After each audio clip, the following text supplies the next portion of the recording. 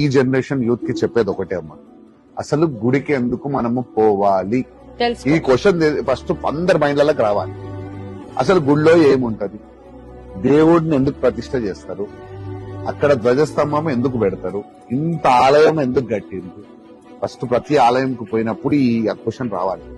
కానీ టెంపుల్ అంటే ఒక గొప్ప సైన్స్ ఉందమ్మా. కొన్ని వేల సంవత్సరాల కిందనే మన దగ్గర టెంపుల్స్ కట్టడం. చెప్తున్నా, మనము తెలుసుకోవాల్సింది సైన్స్ ఉంది. ఇప్పుడు ఇంత ప్రశాంతంగా ఉంటది ఇక్కడ ప్రతి ఆలయంలోకి వస్తుంది. ఎందుకు వస్తుంది ఆ ప్రశాంతం? పాజిటివ్ ఎనర్జీ ఎందుకు ఉంటది? ఇక్కడ మిషన్స్ పెట్టాము మనం, పెట్టలే కదా. ఎక్కడి నుంచి వస్తుంది ప్రాసెస్? నేచురల్ గా వస్తుంది. ఎందుకు వస్తుంది? ఇక్కడ ఒక ఏదో పవర్ అంతే. ఎక్కడి నుంచి వస్తుంది? దేవుడి నుంచి. ఆ శక్తి ఉండడం కాదు, సన్ రైజెస్ తోటి ఇక్కడ పంచభూతాలు ఐక్యమై ఇక్కడికి వస్తాయి. ఇక్కడ కూడా ఎందుకు ఉంటాయి అది ఆ ప్రశాంతత? గుళ్లలో సృష్టి నియమాన్ని పాటిస్తూ ఉంటాం మనం.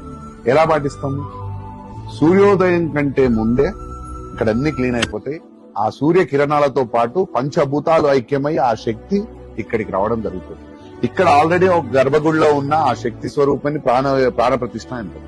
అక్కడ ఒక శక్తి ఉంటది. ఆ శక్తి ఈ పంచభూతాలు ఐక్యమై ఆ సూర్యుడితో కలుపుకొని ఆ శక్తి రెండు ఏకమైనప్పుడు పంతులు గారు చదివే మంత్రాలతోటి ఆ శక్తి పెరుగుతా ఉంటది ఇక్కడ జరిగే క్రియతోటి. దాని వలన దాని నుంచి గర్భగుడి నుంచి పైన ఉన్న కలుషం ఉంటది ఒకటి. ఆ కలుషం నుంచి ధ్వజస్తంభానికి లింక్ అవుతుంది ఆ శక్తి. ఆ పాజిటివ్ ఎనర్జీ అంటే ఈ సరౌండింగ్స్ అంతా కూడా ప్రశాంతంగా వాతావరణం ఉంటుంది. సో గుడిలోకి ఎంటర్ కాగానే మన మైండ్ రిలాక్స్ అయిపోతుంది. గుడి చుట్టూ ప్రదర్శనలు చేయమని చెప్తారు, మనం చెప్పులు లేకుండా చేయమంటారు. ఎందు గురించి అంటే భూమితో మనకు కనెక్షన్ ఉండడానికి. కనెక్షన్ ఉన్నప్పుడు ఈ కింద ఉన్న శక్తి, ఇక్కడ ఉన్న సరౌండింగ్స్ లో ఉన్న శక్తి వల్ల మన బాడీలో ఆటోమేటిక్ గా ఆ ప్రశాంతమైన వాతావరణం ఈ గుళ్ళలోకి రావడం జరుగుతుంది. గుళ్ళలోకి రాగానే మన శరీరం అట్లా ఫీల్ అవుతుంది. సో ఇంత సైన్స్ ఉంటుంది. ఇక్కడికి వచ్చి ఆ ప్రదర్శనలు చేసుకొని గుడి ముంగడికి వచ్చి దేవుడిని మొక్కితే మనకు ఆ ప్రశాంతమైన వాతావరణం నెక్స్ట్ మినిట్ మళ్ళీ కొత్తగా మొదలవుతుంది.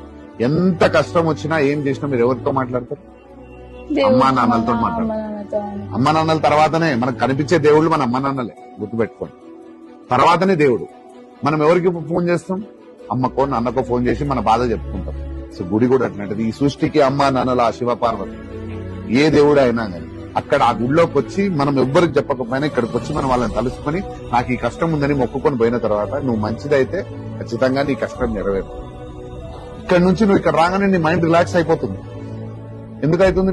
బాడీ రిలాక్స్ అవుతుంది, మైండ్ రిలాక్స్ అవుతుంది. నెక్స్ట్ మినిట్ కొత్త ఆలోచనలు మొదలైపోయింది. ఇది గుడి. ఇంత సైన్స్ ఉంటది. ఈ సైన్స్ ని మనం నెక్స్ట్ ఈ జనరేషన్ తెలుసుకోవాలి.